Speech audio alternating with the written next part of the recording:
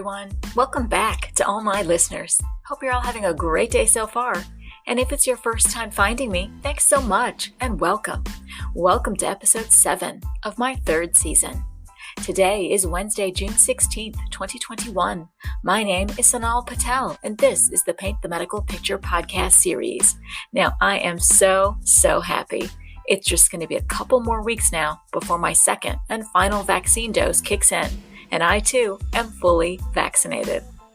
And I keep diving into those SMRC audits, and I keep sharing all my compliance tips. I'm almost done here with my focused compliance series on SMRC audits. This week I get into number 15 in Hospice Portfolio. And I'm honored to introduce my first very special guest in fraud, waste, and abuse, Karen Weintraub, on this episode. And I round out today's episode with a profound note on journeys from the 13th century Persian poet and scholar, Rumi. If you've checked me out on LinkedIn, you know I'm all about compliance and protecting our physicians and valued healthcare professionals when it comes to the business of medicine. I hope this week with me brings you enough to take back to your organizations, to want to dive in deeper, to use my tips and best practices to ensure success. I hope this podcast will help you boost the quality of documentation capture and improve coding accuracy as you help your providers paint the medical picture. If you like what you're hearing, go ahead and hit that subscribe button now so you don't miss another episode. Please write in a review and kindly drop me a 5-star rating on Apple Podcasts or wherever you listen to my podcast. I really love your support, and it definitely helps my podcast series. And as always, a friendly disclaimer. Remember, I'm bringing you current healthcare industry news, my compliance tips and recommendations based on my over 10 years of experience in front office, back end, coding, and billing for multi-specialty physicians, compliance, and auditing for both E&M and surgical operative reports. These are my opinions alone and are not to be construed as legal advice. So, let's get into a very special Newsworthy that features my guest today, Healthcare Fraud Shield Executive VP, Karen Weintraub. I'm so excited to introduce her to all of you. Now, Karen is responsible for the design and development of the company's healthcare fraud detection software products and services. She provides subject matter expertise on system design and workflow, business rule development, data mining and fraud outlier algorithms, as well as SIU policies and procedures. Karen received her BA in criminal justice from the University of Delaware, and she also holds her MA in criminal justice from Rutgers University. Karen is a certified professional coder for payers. She's also a certified professional medical auditor and an accredited healthcare fraud investigator. My goodness, that's incredible, Karen. Thank you so much for joining me on my podcast today. Thank you so much for having me. I also enjoy listening to your podcast as well. So it's an honor to be on it with all of the other esteemed guests that you have had. So again, thank you. Wow. I love it. I love it, Karen. Thanks so much. Now, we all recognize you to be an expert in data analytics and matters that are related to fraud, waste, and abuse. And I love that you're sharing some of your insights and things you've seen over the years on your new podcast as well. I love your podcast. It's absolutely fantastic.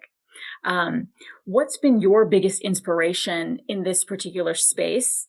What inspired you to create your podcast? What is your why? Sure. There's a lot to it, I guess. One with the podcast, our goal, not just personally as for me, but also as a company, we're really into education and sharing information. So we've already been doing a lot of things in that area, from webinars to writing newsletters and articles. And especially last year when COVID hit, we're not able to be out on the road as much and doing kind of in-person teaching and education, wanted to come up with other ways that we could provide information, and podcasts are another great medium to do so. And the other nice thing about podcasts is that you can make them 5 minutes, 10 minutes, 20 minutes. I always like to say, go for a quick walk and you can listen to something that's informational, educational, and entertaining all at the same time. And it's a great use of your time. So I listen to your podcast and several other folks as well. And I walk my dogs and listen to the podcast, and it's a win-win for everybody. I love it. Absolutely right. So that's the why in the podcast. I wasn't sure. Are you looking for also why and just what we do Please, as well? Absolutely. Yes. Oh, okay. Well, there's a lot to that one. Go for it. I think, people that do what we do, and I know we're in similar fields. I think a lot of us have similar personalities, kind of a little bit of a type A. We have strong ethics, integrity, and, we really just want things to be done right and just for everyone to be doing the right thing. So with healthcare fraud, there's really a few different angles to it. A lot of people think about, all the money that's lost. We're talking about, billions in dollars that are potentially lost to healthcare fraud. So one aspect, of course, that most people think about is just the money that just gets thrown away in potential fraud, waste, and abuse. But it's not just about the money. There's a lot of other aspects to what people do who investigate or audit healthcare fraud. There's also quality of care issues. Oftentimes, people that do what we do are not just looking at things that are billed incorrectly, but that are, abusive patterns that could have a potential harmful impact on members or beneficiaries. And some examples of that could be, folks who maybe are being exposed to tests that are unnecessary. What if they're getting, a boatload of X-rays and now being exposed to radiation levels that they shouldn't be, or patients who are getting overprescribed medication, when they shouldn't be. So there was a little bit of a contemporary news in this. Today I saw an article about, if you're familiar with the singer Chris Cornell, who had passed away. His family just settled a lawsuit with the doctor for overprescribing medications. So that's just another area of concern. It's doing the right thing on all levels, and not just from a billing, but also from a quality and patient harm perspective. I love it. I mean, that's an incredible why, right? Doing the right thing. Absolutely. That's absolutely spot on. We want our patients, right? We are all also patients, right? We have parents, we have siblings, we have loved ones. We are all patients. So absolutely, we don't want any of that type of abuse to enter our own lives. So I love that why. It's personal also. So you want to continue being, having integrity in the work that you perform, not just for yourself, but for so many other people. I love it. I love it. Yep. It's not always Absolutely about agree. the money. Yeah. Love it. All right, Karen. Now, you know what? I know a little bit about your past, but if you could, I would love for you to be able to share some of your past and your history. I know I read that bio to my audience just now, and I love that CPC credential that you also have from the AAPC. So I'd like to know a little bit more on that history as well. And then, after you obtained that CPC, what steps did you take next to help you land where you are today in this space of, helping fraud, waste, and abuse go away? Sure. Well, unfortunately, it hasn't gone away yet. But we'll get there. You're still working. We're still working on it. So my background is a little bit, maybe not a little bit unique, although I have spoken to some other folks in this space that have had some similar paths. I actually started with a heavy data background, and I used to work for a local police department and some other local and state level government agencies analyzing data. A little bit different kind of data. I studied crime data, and I studied homicides and suicide data. And it was fascinating. I really learned a lot. But that really was my path to becoming an investigator at an insurance company many, many years ago. And I used that data experience along, with research experience, and really fell in love with being able to combat fraud, waste, and abuse, and combined all those different skills. Thinking about kind of where things kind of took me a little bit, I was not a coder right away when I started investigating healthcare fraud. And in fact, this is a story that I often tell. I'm usually one of the faculty members for what we call the boot camp for the National Healthcare Anti-Fraud Association. And we talk about why some of us became coders. I actually had a personal experience where I was auditing a provider's office, and I was not yet a coder. Although there are some differences between what maybe a coder should be required for and what's not. There are things you could look at, signatures. Are they there? Are they appropriate? You don't need to be a coder for certain elements. Mm-hmm. But I came up with my findings, and the office manager questioned my findings, and because I was not a coder. And I really took that to heart. I was confident in my findings, but I didn't ever want to be questioned again. Right. So I went on and got my coding certification. And even after that, to continue to really be involved in coding, I actually became a coding instructor at a local community college. And I did that for several years. And even that community college, not far from where I live now, they didn't even have a program around fraud, waste, and abuse. And I really felt like coding and billing, really should have courses that are in combination with understanding auditing and fraud, waste, and abuse. So I went to the community college and offered to teach courses alongside that, and started a program on that. Again, long time ago. And then took my coding even a step further, and I actually started a coding chapter that didn't exist. And for anyone who's a coder knows that there's chapters in certain locations, but you could actually apply to the AAPC, the American Academy of Professional Coders, to open up a coding chapter in a geographic area where there is not another chapter. And I had started a chapter. I ran it for several years and then passed it off. So I've just always wanted to continue to learn, for coding and to keep up to date in this field. I read the news every single day, every morning, and I just read as much as I can. You have to stay up to date on coding guidelines, on laws and regulations, on just anything that's going on in the industry. It's really a daily task. And you see that, the impact of that when you start seeing data, because data is changing almost daily as well. So it's really a combination of things. That's kind of a long-winded answer. So hopefully that was helpful. I mean, that's incredible. That's fantastic. Your journey has been vast already. It's incredible. I was really leaning in and listening to you. You have a lot of entrepreneurial skills also. Way back when, to go ahead and start your own chapter, to, teach classes at the local level. That's just incredible, because you saw a need, something was missing, and you wanted to provide it. I think that's incredible.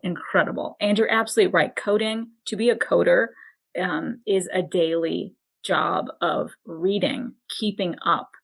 We are well aware that, the overarching changes might happen quarterly or yearly, but we know that there is new information. Let's use the pandemic as an example.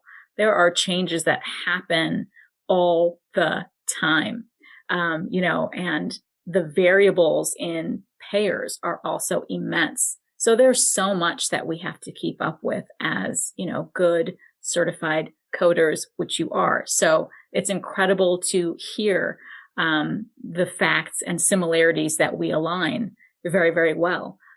There's so much integrity in the work that you do, and that's what I'm hearing, and I absolutely love it. I love it.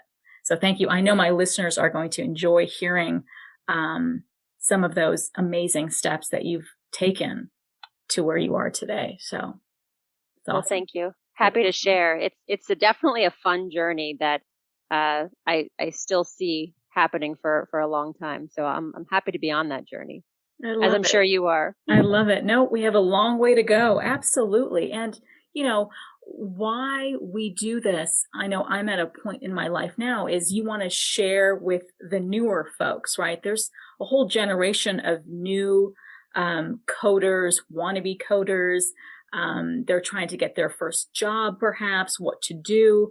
So these types of podcasts where I can bring on guests with a, vast array of experiences and jobs can actually help those of us that are new kind of decide where would they like to go. There are so many options. You don't just have to be a strict line coder, and just do production coding day after day for the rest of your life. You are able to pivot and make strategic choices in your career for where you see your strengths align. So it's incredible. I love your viewpoint. Thank you. Appreciate it. Love it. Now, let me move on to my next question for you here. And it's going to hopefully register with you in particular about, the vast levels of fraud, waste, and abuse that we are encountering in the current climate, right? So we know that the numbers that are disclosed by the OIG have totaled billions of dollars in fraud, waste, and abuse in this past year alone, right? Just in 2020. That's huge. Now, I recently read a 2020 Mafuku report that revealed that they had recovered over $170 million at the criminal level and almost $900 million at the civil. So, I know that there are so many factors that are involved when you are the ones looking at the data, right? And you really dig into it, but over the years, in the work that I've performed and what I've actually seen, I think a lot of it has to do with the volume, right? It's the volume for the types of services that are there. And I know that you've heard my voice loud and clear on LinkedIn. I'm all about, trying to be proactive compliance, trying to teach our providers that we need to develop proactive compliance programs to help protect yourself, right? But I really want to hear your voice. What is it you would like to see happen to reduce these ridiculous levels of fraud, waste, and abuse in coding and billing practices that we're seeing? Can you identify any process improvements that can be made? Yeah, we could probably spend all day on that. Right, exactly. There's so many things. Healthcare is just a complicated topic. I mean, I don't even think most people realize just how complicated it is. You were talking about the numbers related to, the Medicaid fraud control unit, the Mafuku, and the potential, fraud out there. And thinking about it, I mean, that's really mostly just government dollars. A lot of the reports that are published just focus on dollars that are, in the public. So there's that. And then you have all the private payers as well. So you've got Medicare, you've got Medicaid, you've got private insurance. And within all of that, there are so many nuances and variations. So different Medicaid states, you've got Medicare fee-for-service versus Medicare managed care. In the private world, you've got so many different product types and types of insurance. And then on top of that, you've got within the private payer world, employer groups who have their own nuances of what's considered allowable and what's an allowable benefit for their group. So thinking about that, what might be helpful to try to combat, fraud, waste, and abuse is maybe a little more uniformity somehow. However, even without the uniformity, just being more aware of all of this, if we just took all these different plans and public and private and put it all in one, pool of information, you wouldn't get a lot of value out of that without actually understanding what's in it. So I think if we can't get to uniformity or more uniformity, I think it's being better educated on what those nuances are, because the more we know what goes into the data, the more we'll know how to assess it and analyze it both individually and collectively. It's great if you can look at one set of data, whether you're looking at a provider's data or I'm looking at an entire insurance company's data. But then to be able to look at it in larger pools together, accounting for all of those variations and nuances, I think is most helpful. So just having more access to more information on all of the differences, I think is part of it. If we can't get to that uniformity piece, there's just too many different ways of doing it, which Absolutely. makes it a challenge. Yeah. I mean, it's so complicated. Each payer has their own policy, all of the blues, all of the anthems, all of the United Healthcares. Everybody has their own payer policy, their own manual to look at all of these multiple arenas to analyze, right? And to see, are these claims actually being appropriately paid? It's incredibly complex healthcare. Yeah. So complicated. It really is. I mean, you could take it a step further. It's not even just the codes. It's, contracts. I've seen some really unique provider and employer group contracts that allow for things that you would not be considered typical, or a contract that says no matter what this provider does, they can bill this CPT code, even if it doesn't make sense based on the record.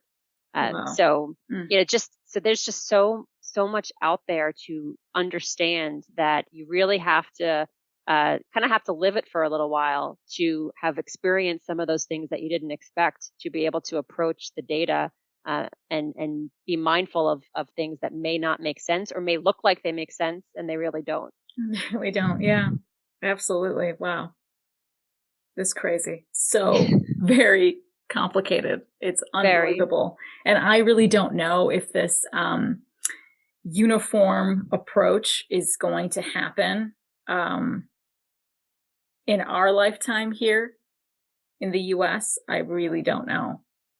But yeah, it's a challenge. I mean, I think, even just keeping the system the way it is, there could still be more uniformity in just policies. I think, I could see it more coming up with policy uniformity, or something, even with codes, one payer might pay this code, but another payer doesn't. It's just, there's just so many differences. You could probably write a book about it. So many variables, right? Or when a payer says that they follow the Medicare guidelines, but then when you really dig in line by line, you realize they actually aren't. I've witnessed that so many times for specific payers. Very complicated.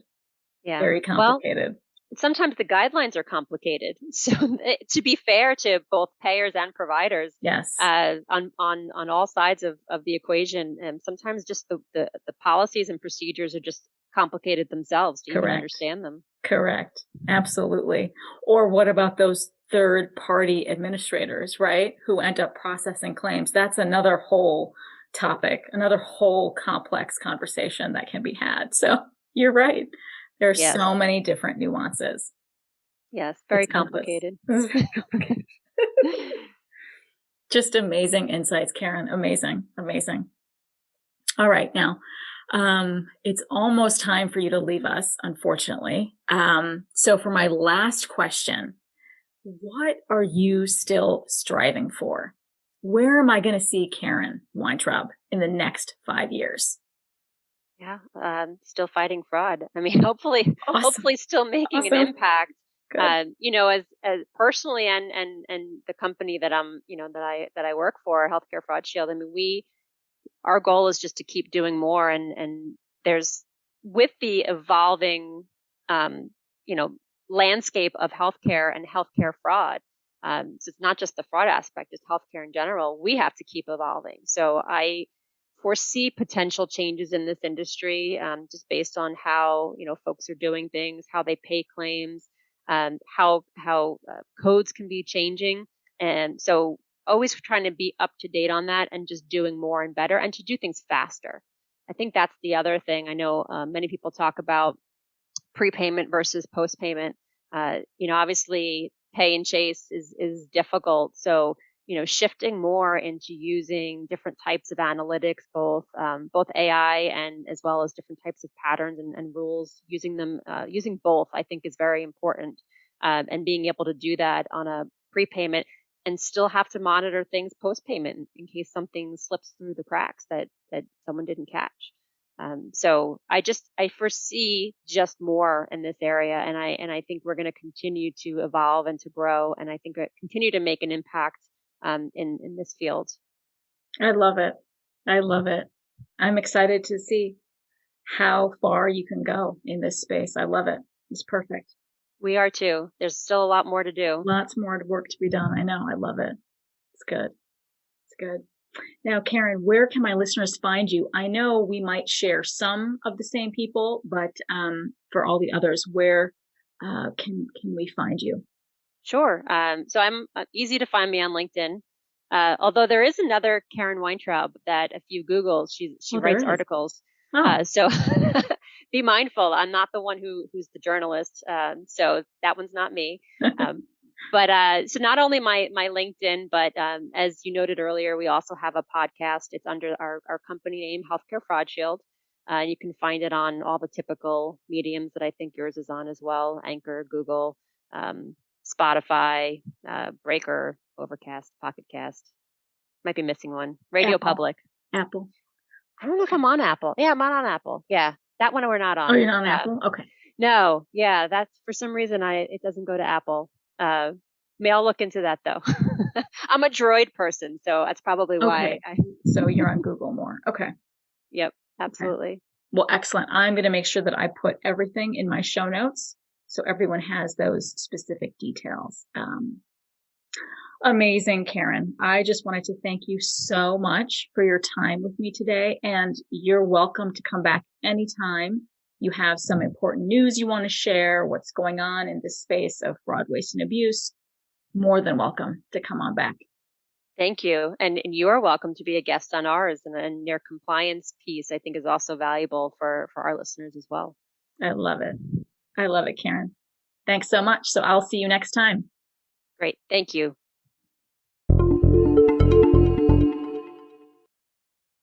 And now it's time for my best practice tips in Trusty Tip. Let's dive into my compliance tips here in part 15 of my SMRC audits that are blasting in across the country. Remember, these are a part of the 16 new Unified Program Integrity Contractor, the UPIC audits that are being conducted via the Supplemental Medical Review Contractor, the SMRC at Noridian. Their function is to conduct nationwide medical reviews of Parts A, B, and DME providers and suppliers as directed by CMS. It's the responsibility of the SMRC to review medical records and related documentation to ensure that claims are processed in accordance with CMS guidelines. Now, I provided you with details for 14 current SMRC audits in prior episodes that involves durable medical equipment supplies in non-covered SNFs, spinal cord stimulators, outpatient hyperbaric oxygen therapy, diabetic testing strips, polysomnography, inpatient rehabilitation facility, skilled nursing facilities, specimen validity, therapeutic shoes for diabetics, intravenous immune globulin, botulinum toxins, DRG for thyroid, parathyroid and thyroglossal procedures, TENS units, and transforaminal epidural injections that are current audits in the SMRC's spotlight. So let's get into what else is new in part 15 of SMRC audits. So the 15th is titled 01-036 Hospice Portfolio Notification of Medical Review. Now, Noridian SMRC is conducting post-payment review of claims for Medicare hospice claims billed on dates of service from January 1st, 2018 through December 31st of 2019. Remember, these are the time parameters. Now, this notification will also include the reasons for the review, documentation that will be requested in the additional documentation request letter, the ADR, as well as resources that providers and suppliers may wish to consult with as they're submitting their claims. Now, why on earth is this SMRC audit happening, right, for the hospice setting? Why, oh why? So let's get into some background details. Now, the Office of Inspector General, of course, that's our OIG, conducted a report back in July of 2018, which is titled Vulnerabilities in the Medicare Hospice Program Affect Quality Care and Program Integrity, an OIG portfolio. Now, in this portfolio, they disclose their findings, and there are 3 pretty big findings. First, they find that hospices frequently bill Medicare for a higher level of care than patients actually need. Second, the OIG found also that Medicare patients receiving hospice services in the assisted living facility or the ALF setting had a higher prevalence of ill-defined diagnoses or ones that are not as specific as required, and an increased length of stay compared with patients receiving hospice services in other settings. And finally, third, the OIG found that there are hospices that do not provide all levels of care, but instead, and in fact, they're only billing and providing for routine home care, or RHC, for all patients they serve. So CMS, of course, subsequently instructed Noridian SMRC to conduct data analysis and related medical review activities on hospice claims in the ALF setting to address the 3 areas of OIG concern in calendar year 2018 to be collectively known as Phase 2. And concurrently, they want Noridian SMRC to also conduct further analysis and related review activities for hospices that do not provide all levels of care for calendar year 2019. And they want that to be known as Phase 3. So, of course, the reasons for this review are critical, right? So, in total, Noridian SMRC will be reviewing these 3 OIG findings in what they're calling Phase 2 and Phase 3. And even further, they want to narrow it down in scope in terms of their claim sample details. So, of course, this scope involves Noridian SMRC performing their data analysis and conducting medical review activities. Noridian SMRC will complete their data analysis and review activities in accordance with applicable statutory, regulatory, and sub-regulatory guidance. They are honing in on revenue codes 0651 for RHC, or routine home care, and 0652 for CHC, or continuous home care. Now, moreover, they're diving deeper and wanting to look at 5 additional HCPCS codes. So the first HCPCS code under scrutiny is HCPCS code Q5001, which is defined as hospice or home health care provided in a patient's home. The second HCPCS code under scrutiny is HCPCS code Q5002, which is defined as hospice or home health care provided in an assisted living facility. The third HCPCS code under scrutiny is HCPCS code Q5003, which is defined as hospice or home health care provided in long-term care or non-skilled nursing facility. The fourth HCPCS code under scrutiny is HCPCS code Q5009, which is defined as hospice or home health care provided in place not otherwise specified. And the fifth and final HCPCS code under scrutiny is HCPCS code Q5010, which is defined as hospice or home health care provided in a hospice facility. Now, of course, we're not done yet, right? There are still those pesky documentation requirements as well. So I'm going to go over a list of 6 specific, very specific documentation requirements that will be in your ADR letter. These are the items that you will have to furnish to support your claims for hospice that have already been paid, right? Now that you're under this post-payment SMRC audit. Now, the first documentation requirement is going to be that hospice election statement, otherwise known as a notice of election, that NOE, which is going to be relevant to the date of service or dates of service under review. And be mindful to include the documentation to support whether the patient's chosen attending physician is in fact a member of the hospice physician group, as applicable. The second documentation requirement is for that certification or certifications of terminal illness, or CTI, that covers the date of service or dates of service under review. And again, be mindful and include that face-to-face encounter attestation statement as it's applicable to the certification periods during which the CHC care was provided. Now, the third documentation requirement is going to be for that hospice plan of care, or POC, that covers the dates of service, as well as supporting any changes in the level of care. And be mindful to include those dates, the reasons for the change, and interventions, and the patient's response and collaborations between the hospice, as well as with other agencies and other caregivers. The fourth documentation requirement involves all the documentation to support the level of care provided for the date of service or the dates of service under review. And be mindful, this should include, but it's not limited to, the visit notes, the progress notes, the consultation notes, the assessments, the treatment records, the medication administration records, and the discharge summaries as applicable. And remember to include the documentation to support the duration of direct care provided and by which disciplines for any units of continuous home care billed, if that's applicable. And the fifth documentation requirement is for copies of any written notices provided to the patient. Examples could be that ABN or that Advanced Beneficiary Notice of Non-Coverage. And the sixth and final documentation requirement must be for those valid clinician signatures. And be sure to include those signature attestations and signature logs if those clinicians' signatures are simply illegible. Okay, so I know firsthand that hospices are currently being targeted in so many post-payment audit reviews. And now we have this Noridian smirk that's involved as well. The patient population here is what's critical to note, right?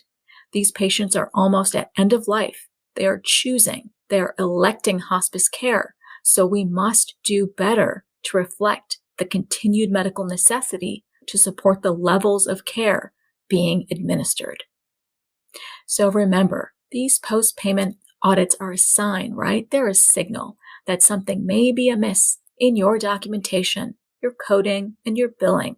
These 6 requirements are a very good reminder that you should be making checklists and improving workflows and efficiencies at your hospice to ensure all documentation is being captured, coding and billing are compliant for all applicable statutory and regulatory guidelines. So, a better, smarter approach is one that's proactive and starts by painting a clear, rich, and vibrant medical picture the first time, so your certified medical coder can then abstract codes with accuracy.